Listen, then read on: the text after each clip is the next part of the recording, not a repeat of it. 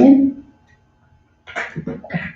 All right, it's 7:05 p.m. and I will call this meeting of the Old Saybrook Board of Education to order, and we'll start with the Pledge of Allegiance.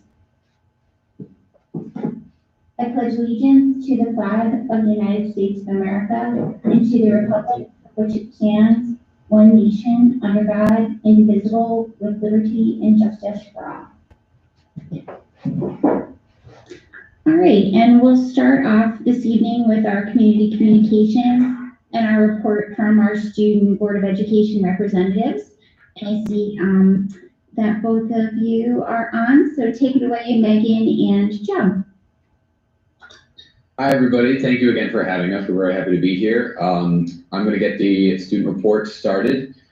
The first thing that we wanted to discuss going on at the high school is that we have a sort of tentative update about the OSHS musical this year. We've had a couple conversations with Mr. Milton and Director Lenore Grunko, and they've talked about how, or we will likely be doing something this year, probably not traditional. We're thinking about probably doing a couple of like multiple vignettes from a number of different musicals, and hopefully like those individual scenes or songs from musicals that we really like and never gotten to perform before could be performed by 1, 2, 3 people up on stage, and then that could hopefully be live streamed to anyone that is not currently, because there wouldn't be anybody attending in person.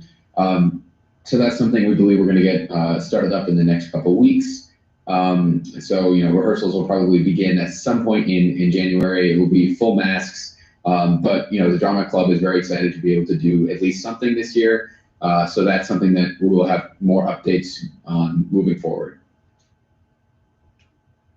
All right, so to move forward, prior to winter break, we had an announcement on the midterms decision for the year. So Ms. Riffle announced that there is going to be no conventional midterms this year.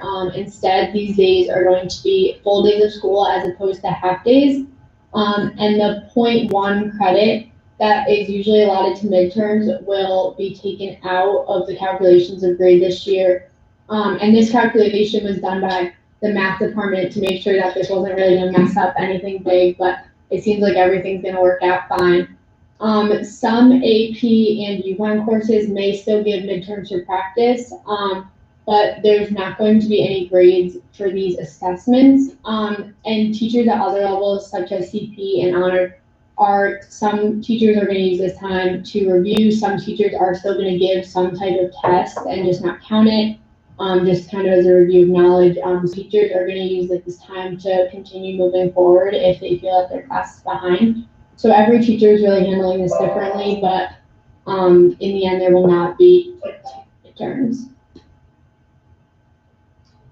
So another update at the high school, the Rambler newspaper released a 12-pager before winter break, which was the longest one that I've ever experienced, which I'm very happy we were able to get that out. That was a great time.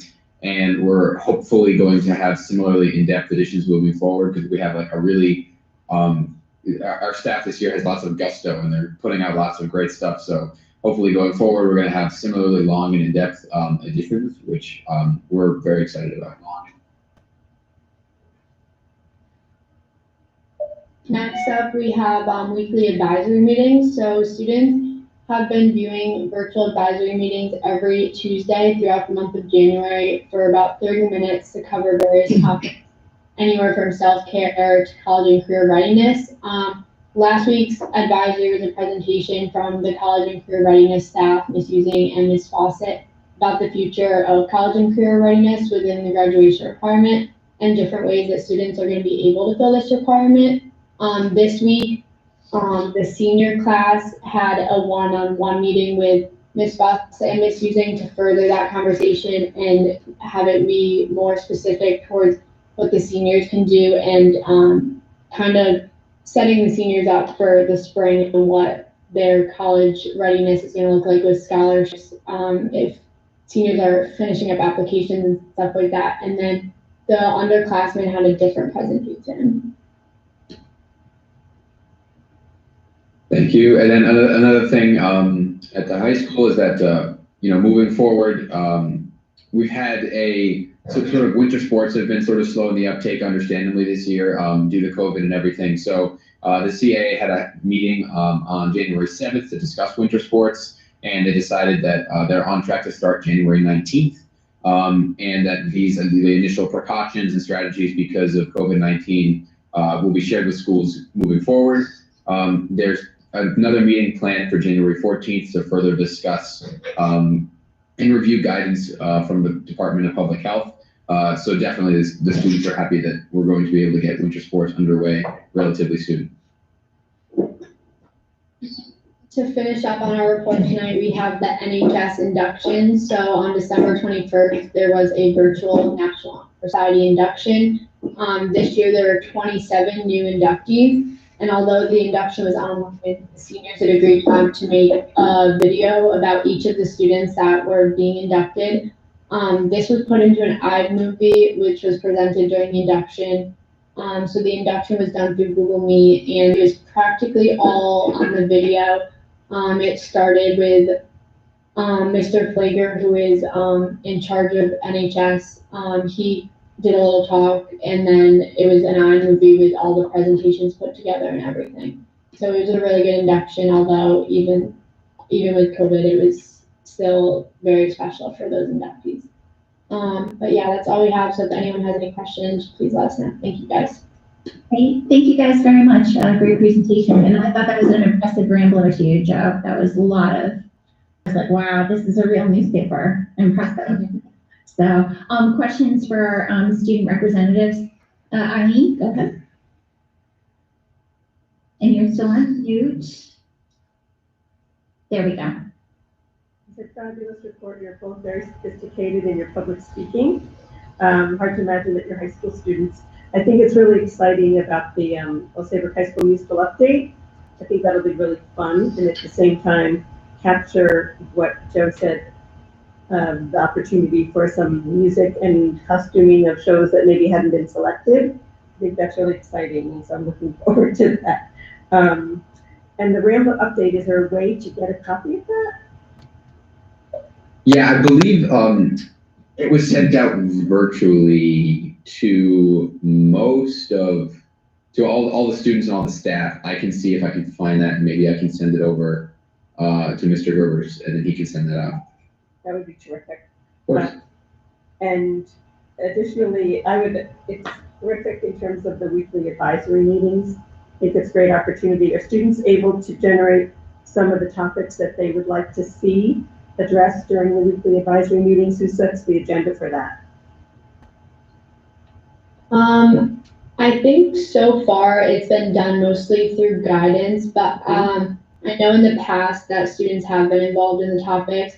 But this year we had a slow start with COVID. We didn't start advisory till I think November or December, but I think hoping in the future we'll be able to get involved in those conversations. That'd be terrific.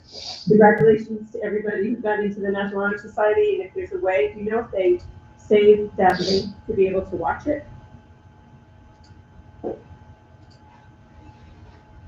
I can answer that, Megan and Joe. I'll check with the advisor. This is Sheila Riffle. I'll check with Mr. Flager, the National Honor Society advisor. I believe that we recorded it, so it should be available somehow for viewing. So I will That's check. very sophisticated technologically, and so I'm excited to be able to put that, to operationalize that. Fantastic to everyone who went through this. Thanks so much. Thank you. Other questions for our student representatives?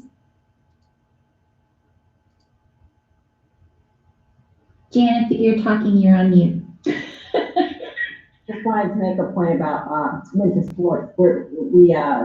I guess the IAC at this point is saying that we'll start practices on the 19th and events on the 1st, but I don't think we have final word from DPH, and I have a meeting with the Regional Health Authority tomorrow. They're pretty concerned. So I'm not sure what is going to take place there. Meeting with the athletic director also, I believe, is tomorrow. But obviously, we'd love to have it move forward, but we're concerned about, what that might mean for risk for academic programming too. So more to come on that. Can I also Go ahead, Sheila. that in terms of the musical? I got muted again, sorry. I just spoke up. I actually did an additional meeting with Mr. Milton today to talk about, a slow start with that and how we might be able to get kids engaged, maintaining obviously all of our safety. One of the areas of guidance that we're going to be watching is what ends up happening with winter sports. So the requirements for sports happening inside, obviously there's no spectators, things like that. If we were to move forward with that, we would be looking at, similar requirements if we were to have students rehearsing for a cabaret type experience or something like that.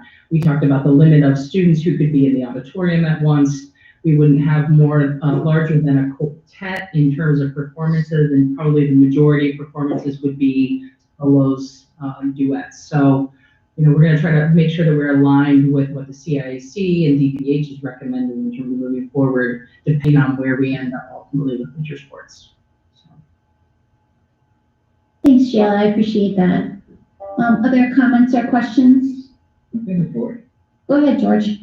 I have just a quick question about the midterm decision. And probably this is more directed at Sheila actually at this point. What was the rationale for the decision to, I'm not sure if postpone is the right word, basically just pass in this year, right? What was the rationale for doing that?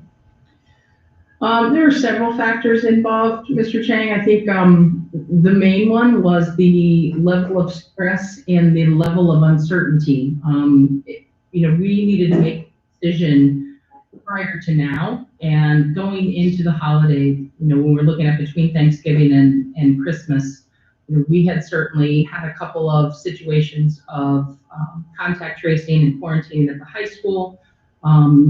District-wide, even though we're in the big scheme of things, I think doing really well in terms of the state. There was a lot of uncertainty with how many students would be remote at that point in time, whether or not we would all be remote, and really looking to use that time for some quality opportunities. I gave some parameters to teachers. We told them what it could be and what it couldn't be. The couldn't be really was, it couldn't be the high stakes, it couldn't have the high stakes flair that it's had in the past. Nobody needed that. There was some concern about, AP readiness. Of course, we have to be flexible in that regard because they are getting ready for, a big assessment in May. We, at this point in time, don't know if that assessment is going to look as it has traditionally, or if it's going to be altered like it was last year. So either way, teachers are, feeling certainly an increased level of responsibility to ensure that kids are ready for that type of assessment. So they're going to look at some type of a practice. And Megan did a great job, I think, of explaining what the different options could be. The one thing that I did ask teachers to do was make sure that teachers of the same course, so multiple sections of the same course if taught by different people, are doing the same thing. So there were, different options on the table. We have a couple of departments that are actually going to use that time to do little mini check-ins with students and have them speak to the skills that they've developed thus far in the year and set some goals for what they need to do going forward. And it was really mainly around the stress that typically comes with midterms. Even though 10% of a grade does not necessarily qualify as high stakes, it feels like a high stakes test, and it's quite a lot of, you're asking students to take a comprehensive assessment from the end of the year, and in a year like this, it just did not seem the responsible thing to do across the board. And I know that many schools along the shoreline took the same approach. I just want to add what Ms. Riffle had said, and just provide some examples of what my classes are doing. So I have a class, my honors English class is deciding to do an exam tomorrow. It's like half of what a midterm would usually be, and then it's more a review checkpoint, but these exams will be scored, and then if you want, it can be counted towards your grade, but it takes off the pressure of having to do well on that exam. And then another class of mine, my AP Spanish class, our teacher is choosing to also had us do kind of a mock exam, and it's broken up over 2 days. But just to kind of follow that AP format to make sure that we're getting ready for the circumstance to have to take that 3-hour long exam, we're gonna have like a mock exam, and obviously it won't count towards our grade, but just to kind of get through the motions of doing that 3-hour test. Perfect. Thank you very much for that explanation. I mean, I think it's important that we take the stress off, but we still have that check-in ability. But thanks very much. Thanks. Thank you. Other questions for our student representatives? All right then. Eileen, did you have a question? And you're on mute. I think you were off mute. There you go. I was going to say that when I listen to them, I'm just so thrilled to have them on the Board of Education as student representatives. They bring a huge dimension of personalization to meetings in terms of what's happening at the high school. Fantastic. I agree. It's great to have your perspectives, especially in a year like this. It's where things are so unusual. It's good to have everybody's come from each angle. So thank you guys. All right, well then we will move on. Karen, do you have any correspondence to discuss for the board? No, the board received no correspondence.